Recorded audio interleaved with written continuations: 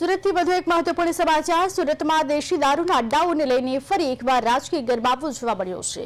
ઉગરત canal વિસ્તારમાં ચાલતા દેશી દારૂના અડ્ડા પર કોંગ્રેસ દ્વારા જનતા રેડ કરવામાં આવી। કોંગ્રેસના શહેર પ્રમુખ સહિતના કાર્યકર્તાઓ અચાનક રેડ કરવા પહોંચતા રાંદેર પોલીસ પર ઘટના સ્થળે દોડતી થઈ ગઈ છે। રેડ દરમિયાન દારૂના અડ્ડા પર અફરાતફરી મચી ગઈ છે।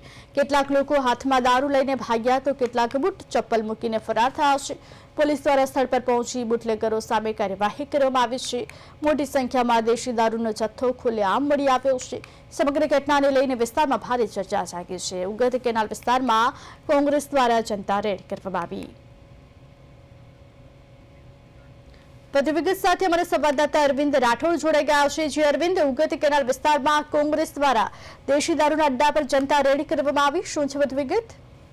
ઉર્વિશા, બિલકુલ સુરતમાં જે રીતે દેશી અને વિદેશી દારૂના હાટડાઓ ચાલી રહ્યા છે, તેવામાં હવે કોંગ્રેસ દ્વારા એક રીતે જોવા જાય તો લોકોનો સમૂહ સાથે કોંગ્રેસ તે રેડ કરી રહી છે। ત્યારે ઉગત કેનાલ વિસ્તારમાં જે દેશી દારૂના અડ્ડા પર કોંગ્રેસના કાર્યકર્તાઓ દ્વારા રેડ કરવામાં આવી હતી અને કોંગ્રેસના પ્રમુખ સહિતના કાર્યકર્તાઓ જે પ્રકારે રેડ કરી હતી અને ત્યારબાદ જે રીતના દોડધામ મચી અને ખાસ કરીને ભાગદોડ મચી હતી, ત્યારે રાંદેર પોલીસ દોડતી થઈ ગઈ છે અને પોલીસે જે રીતે કોંગ્રેસ સાથે જયારે રેડ કરી હતી ત્યારે પોલીસ પણ હવે દારૂની જે ગુનો નોંધી અને બુટલેગર વિરુદ્ધ કાર્યવાહી કરી છે। પરંતુ જે રીતે રેડ કરી કોંગ્રેસે ત્યારે જે રીતની અફડાતફડી ને ખાસ કરીને લોકો છે તે દારૂ લઈને ભાગતા નજરે પડ્યા, તો કોઈ લોકો બૂટ ચંપલ મૂકીને પણ ભાગતા નજરે પડ્યા। કારણ કે જે રીતે સોશિયલ મીડિયામાં અને ખાસ કરીને ફોનમાં પણ લાઈવ ચાલતું હોય એટલે તમામ લોકો જે રીતે દેશી દારૂનું સેવન કરતા લોકોમાં નાસભાગ મચી હતી અને પોલીસે હવે કાર્યવાહી કરી છે। જી ઉર્વિશા, સમગ્ર માહિતી આપવા બદલ આપનો આભાર। ત્યારે સુરતમાં કોંગ્રેસ દ્વારા જનતા રેડ કરવામાં આવી।